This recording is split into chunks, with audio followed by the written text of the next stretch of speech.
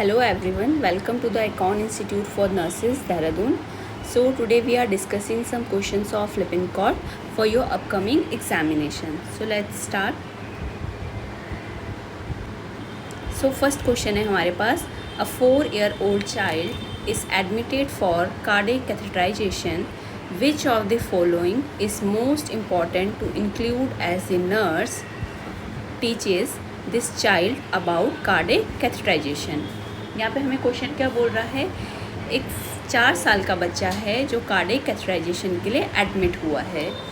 तो इनमें से इन ऑप्शन में से ऐसा कौन सा इम्पॉर्टेंट स्टेटमेंट है जो एक नर्स को बच्चे को टीच करना है फॉर कार्डियक कैथेटराइजेशन?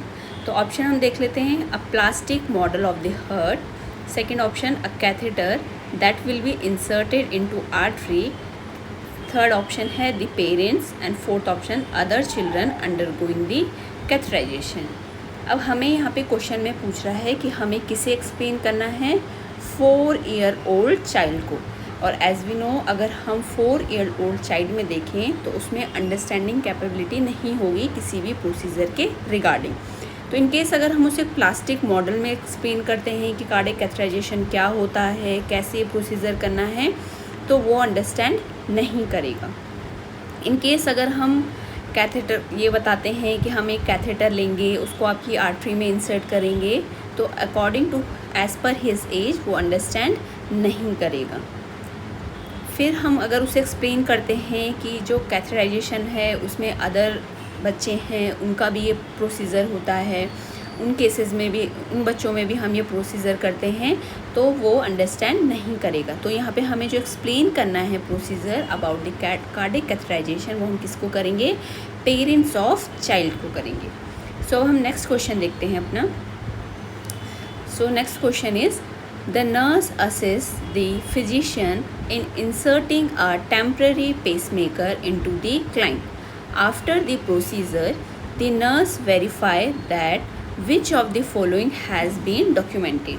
तो क्वेश्चन यहाँ पे क्या कह रहा है, एक नर्स है जो फिजिशियन को असिस्ट कर रही है, यानी सर्जन को असिस्ट कर रही है इंसर्टिंग एक टेम्पररी पेसमेकर लगाने को क्लाइंट में। तो नर्स क्या कर रही है, फिजिशियन को असिस्ट कर रही है टेम्पररी पेसमेकर क्लाइंट में इंसर्ट करने के लिए। आफ्टर द प्रोसीजर होने के बाद ऐसा कौन सा स्टेटमेंट है जो नर्स को वेरीफाई करना है और डॉक्यूमेंट करना है regarding the patient after the temporary pacemaker insertion.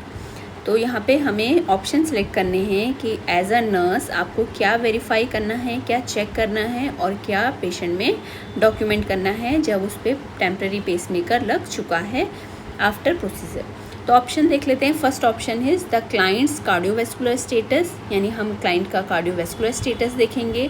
Second option is उसका इमोशनल स्टेटस देखेंगे।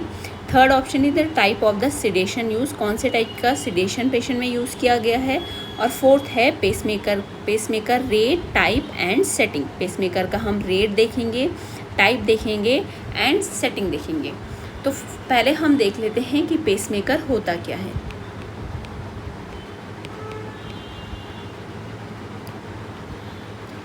तो पेसमेकर एक डिवाइस होता है जो आपके हार्ट को हेल्प करता है रेगुलर रिदम मेंटेन करने के लिए। तो ये क्या होता है, टेम्पररी भी होता है और परमानेंट भी होता है। जो इमेज हमने दिखाई है वो क्या है, एक टेम्पररी पेसमेकर है। जब क्या होता है, हार्ट में इरिथमियास होते हैं या फिर हार्ट में कॉन्ट्रैक्शन, जो कॉन्ट्रैक्शन हो रहे हैं, ऐसे नोट से जो जनरेट हो रहे हैं वो अप्रोप्रिएट नहीं हो रहे हैं हार्ट को कॉन्ट्रैक्ट करने के लिए।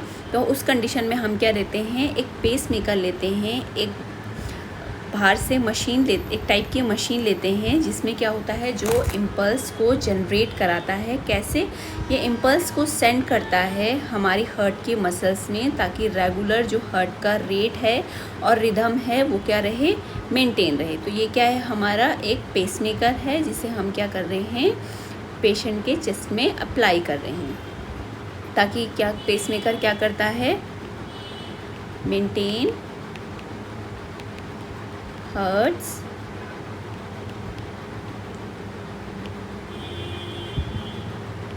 रेगुलर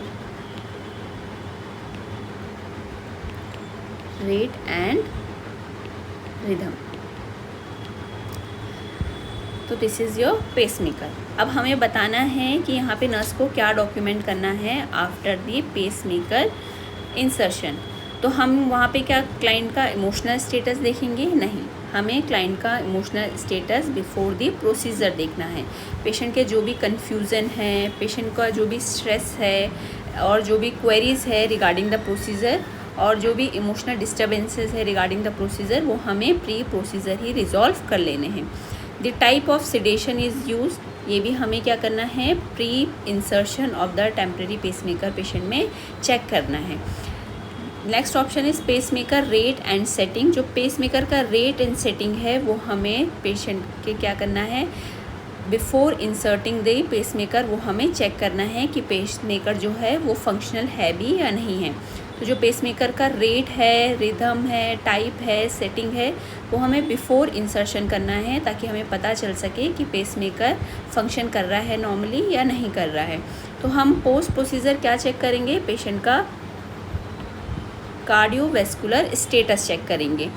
क्यों करेंगे? ताकि हमें पता चल सके जो पेसमेकर हमने पेशेंट पे लगाया है, इंसर्ट किया है, वो प्रॉपरली फंक्शन कर रहा है और जो हार्ट का रेट और रिदम है बाय दिस पेसमेकर वो मेंटेन हो पा रहा है। तो पोस्ट प्रोसीजर हमें क्या चेक करना है? पेशेंट का कार्डियोवैस्कुलर स्टेटस चेक करना है, जिसमें पेशेंट की हार्ट रेट चेक करेंगे, हम हार्ट की रिदम चेक करेंगे after applying the pacemaker.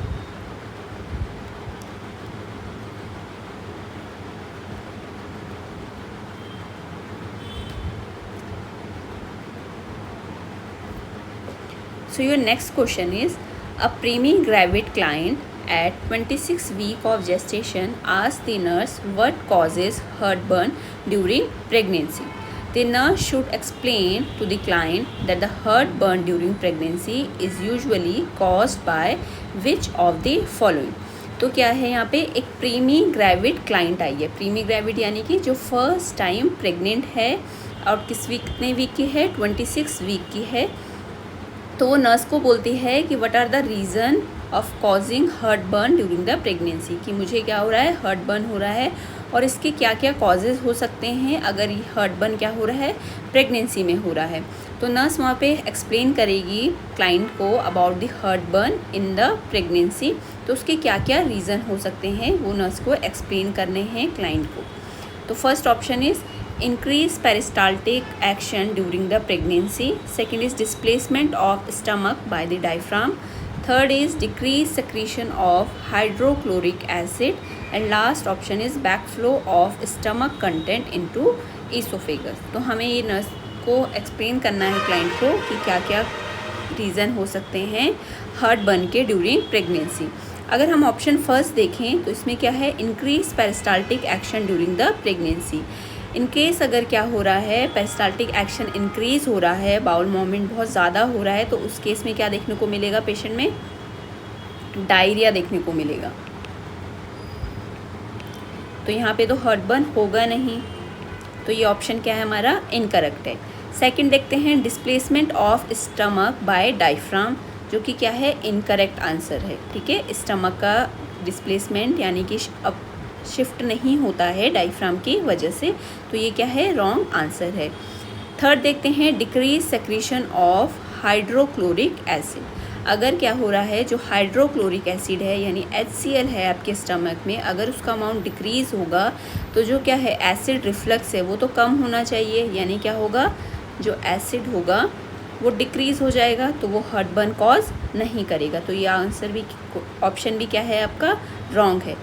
Last option is backflow of stomach content into oesophagus. अगर क्या हो रहा है? जो भी स्टमक कंटेंट है आपका उसका क्या हो रहा है? बैकफ्लो हो रहा है। ठीक है, यानी रीगर्जिटेट हो रहा है इनटू द ईसोफेगस। वो ईसोफेगस में आ रहा है और वो क्या इरिटेट कर रहा है? Mucosal layer of oesophagus. तो वो क्या कॉज करेगा यहाँ पे पेशेंट में, क्लाइंट में? हार्टबर्न करेगा। तो इसका करेक्ट आंसर होगा हमारा backflow of stomach content into oesophagus, यानी स्टमक का जो भी कंटेंट है उसका बैकफ्लो होगा, जैसे हमें गर्ड में देखने को मिलता है। ठीक है, तो हमें गर्ड की कंडीशन भी देखने को मिल सकती है प्रेगनेंसी में। तो यहाँ पे क्या होगा? Backflow of stomach content into oesophagus. So this is all about your questions. So stay tuned for the upcoming questions. Thank you.